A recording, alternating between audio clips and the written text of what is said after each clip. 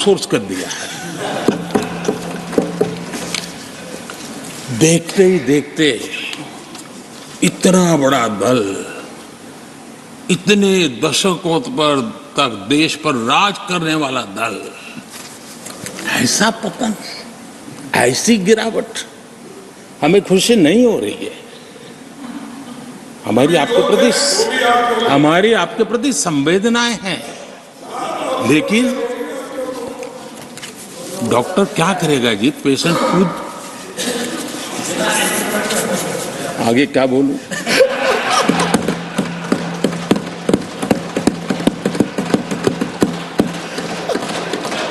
आदरणीय सभापति जी, ये बात सही है कि आज बहुत बड़ी बड़ी बातें होती हैं, सुनने की ताकत भी खो चुके हैं। लेकिन मैं तो देश के सामने बात रखने के लिए जरूर कहूंगा, जिस कांग्रेस ने सत्ता के लालच में सरेआम लोकतंत्र का गला घोंट दिया था,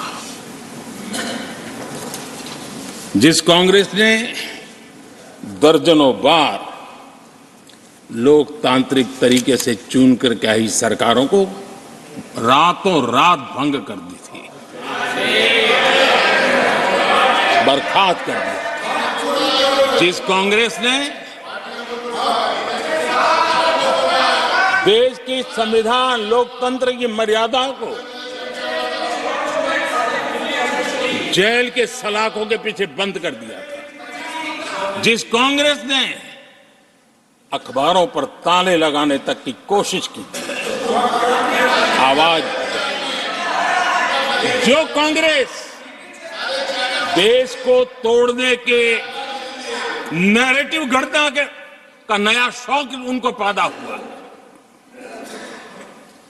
इतना तोड़ा कम नहीं है, अब उत्तर दक्षिण को तोड़ने के लिए बयान दिए जा रहे हैं।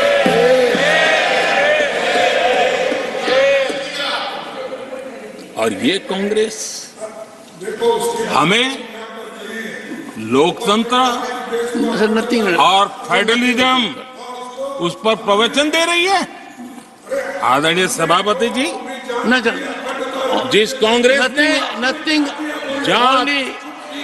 Address will go on record और भाषा के नाम पर देश को बांटने में कोई कसर नहीं छोड़ी, जिस कांग्रेस ने आतंकवाद और अलगाववाद को अपने हित में पनपने दिया, जिस कांग्रेस ने नॉर्थ ईस्ट को हिंसा, अलगाव और पिछड़ेपन में धकेल दिया, जिस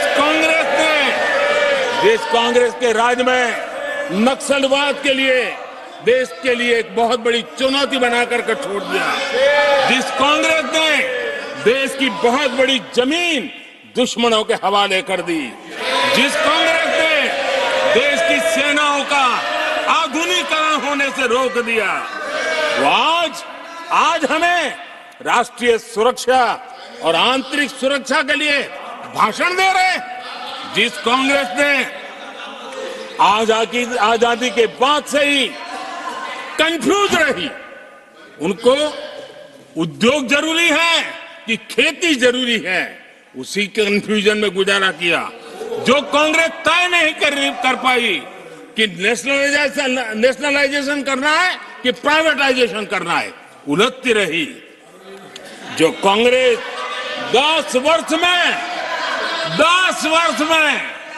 12 नंबर से 11 नंबर पर आर्थिक व्यवस्था ले आ पाई, 10 साल में 12 से 11 नंबर, और आप 12 से 11 आने में बहुत मेहनत नहीं पड़ती है, जैसे जैसे आगे बढ़ते हैं तो मेहनत और बढ़ती है, हम 10 साल में 5 नंबर पे ले आए।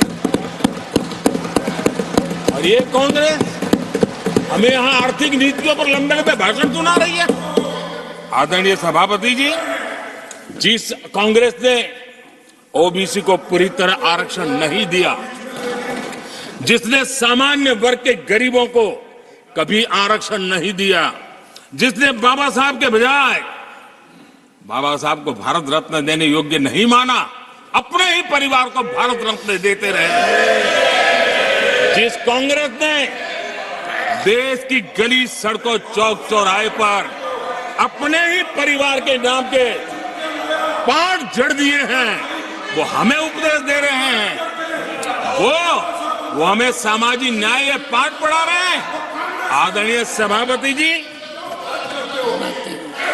जिस कांग्रेस के Nothing will go on record, only the जिस address will go on Congress record. के अपने नेता की कोई गारंटी नहीं है, अपनी नीति की कोई गारंटी नहीं है, वो मोदी की गारंटी पर सवाल उठा रहे हैं।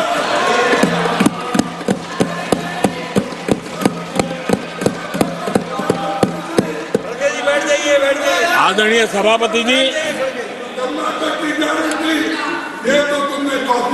आदरणीय सभापति जी,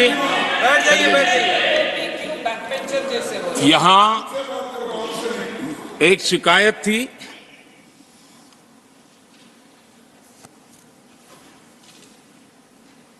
और उनको लगता है कि हम ऐसा क्यों कहते हैं, हम ऐसा क्यों देख रहे हैं। देश और दुनिया उनके 10 साल के कार्यकाल को ऐसे क्यों देखती थी, देश क्यों नाराज हो गया।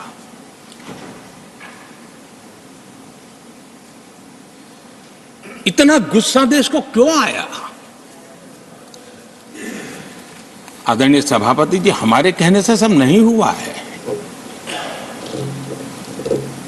खुद के कर्मों के फल और अब तो सामने रहते हैं, वो कोई दूसरे जन्म में नहीं होते हैं, इसी जन्म में। आदरणीय सभापति जी, कुछ हम किसी को बुरा नहीं कहते, हमें क्यों बुरा कहना चाहिए। जब उन्हीं को लोगों ने बहुत कुछ कहा हो तो मुझे क्या कहने की जरूरत है। मैं एक वक्तव्य सदन के सामने रखना चाहता हूं। मैं पहला कोट पढ़ रहा हूं। सदस्यगण जानते हैं, ये कोटेशन है। सदस्यगण जानते हैं कि हमारी ग्रोथ धीमी हो गई है और फिस्कल डेफिसिट बढ़ गया है। महंगाई दर बीते 2 वर्षों से लगातार बढ़ रही है। करंट अकाउंट डेफिसिट हमारी उम्मीदों से कहीं अधिक हो चुका है। ये कोट मैंने पढ़ा, ये किसी भाजपा के नेता का कोट नहीं है, नहीं ये कोट मेरा है। आदरणीय सभापति जी, यूपीए सरकार के 10 साल पर तत्कालीन प्रधानमंत्री आदरणीय पीएम के रूप में रहे श्रीमान मनमोहन सिंह जी ने कहा था और खुद के कार्यकाल में कहा था। ये हालत थी, उन्होंने वर्णन किया था। आदरणीय सभापति जी, अब मैं दूसरा कोट पढ़ता हूं। देश में व्यापक गुस्सा है, पब्लिक ऑफिस के मिसयूज को लेकर भारी गुस्सा है।